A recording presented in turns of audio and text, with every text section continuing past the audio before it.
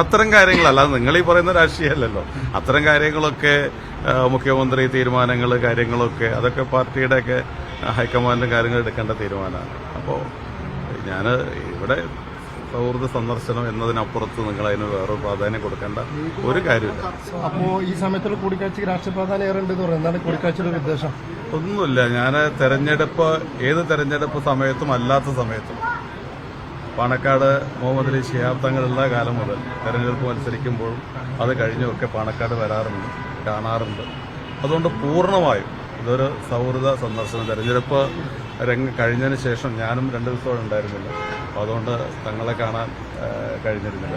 അപ്പോൾ അതുകൊണ്ട് ഇന്ന് അദ്ദേഹത്തെ ഒന്ന് കണ്ട്, അദ്ദേഹം കേരളത്തിലെ UDFന്റെ തെരഞ്ഞെടുപ്പിന് നേതൃത്വം നൽകി നയിച്ച ഒരാളാണ്. മാത്രമല്ല മലപ്പുറം ജില്ലയിലെ തെരഞ്ഞെടുപ്പ് രംഗത്തും വളരെ സജീവമായി തന്നെ ഉണ്ടായിരുന്നു. എൻ്റെ തെരഞ്ഞെടുപ്പ് കൺവെൻഷൻ ഉദ്ഘാടനം ചെയ്തത് തങ്ങളായിരുന്നു. അപ്പോൾ തെരഞ്ഞെടുപ്പ് കഴിഞ്ഞപ്പോൾ അദ്ദേഹത്തെ ചെന്ന് കാണേണ്ട ഒരു ഉത്തരവാദിത്വമുണ്ട് എന്ന് തോന്നി. അപ്പോൾ അതുകൊണ്ട് തന്നെ മുൻകാലങ്ങളിൽ ഉണ്ടായിട്ടുണ്ട്. അതുകൊണ്ട് വന്നു, കണ്ടു. തീർത്തും സൗഹൃദപരം, മറ്റ് രാഷ്ട്രീയ ചർച്ചകളൊന്നും.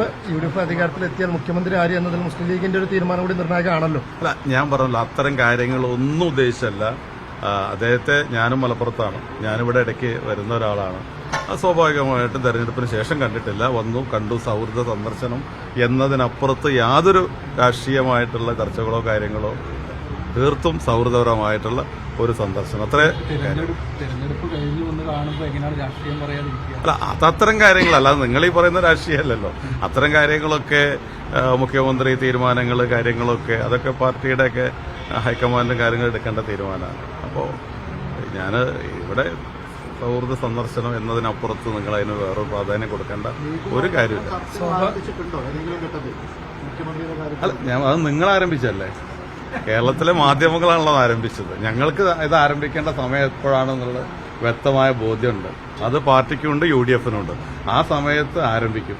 ആ സമയത്ത് അത് പ്രഖ്യാപിക്കേണ്ട സമയത്ത് പ്രഖ്യാപിക്കും. അത് യാതൊരു രീതിയിലും ഇത്തരം സന്ദർശനങ്ങൾക്ക് അതുമായിട്ട് യാതൊരു ബന്ധമില്ല. കൂടിക്കാഴ്ചയിൽ തെരഞ്ഞെടുപ്പിന്റെ ഒരു റിസൾട്ടൊക്കെ എന്താണെന്നുള്ള ചർച്ച ചെയ്തോ? അല്ല, രാഷ്ട്രീയത്തിലെ നേതാക്കളെ കാണുമ്പോൾ ചെയ്യേണ്ട ചർച്ചകൾ സ്വാഭാവികം ചർച്ച ചെയ്യണം. അതിനപ്പുറത്തുള്ള യാതൊരു കാര്യമില്ല. പൂർണ്ണമായിട്ടും സൗഹൃദ സന്ദർശനം തന്നെ. അല്ല, ഞാൻ പറഞ്ഞല്ലോ, UDF ആണല്ലോ. അതിനകത്ത് ഇന്ന് ഇവിടെ വന്നതും കണ്ടതും പൂർണ്ണമായിട്ടും ഞാൻ പറഞ്ഞു കഴിഞ്ഞു. അത് സൗഹൃദ സന്ദർശനം, അതിനപ്പുറത്ത് യാതൊരു പ്രാധാന്യം. അല്ല, ഞങ്ങളെ സംബന്ധിച്ചിടത്തോളം UDF 100 സീറ്റ് എന്നുള്ളത് നേരത്തെ ഞങ്ങളത് പഞ്ചായത്ത് ഇലക്ഷന് മുമ്പ്, യഥാർത്ഥത്തിൽ പഞ്ചായത്ത് ഇലക്ഷന്റെ തയ്യാറെടുപ്പ് നടക്കുമ്പോൾ തന്നെ ഞങ്ങളുടെ ലക്ഷ്യം ഫൈനലായിരുന്നു. ആ ഫൈനൽ എന്ന് പറയുന്നത് നിയമസഭാ തെരഞ്ഞെടുപ്പാണ്. ആ നിയമസഭാ തെരഞ്ഞെടുപ്പിൽ ഏറ്റവും കൂടുതൽ സീറ്റുകൾ കിട്ടുക എന്നുള്ളതാണ്, UDF മുന്നണി അധികാരത്തിൽ വരിക എന്നുള്ളതാണ്. ആ ലക്ഷ്യം വെച്ചാണ് പോയത്. ആ ലക്ഷ്യത്തിൽ ഞങ്ങൾ എത്തും. അത് വോട്ടെണ്ണുമ്പോൾ ബോധ്യമാവും.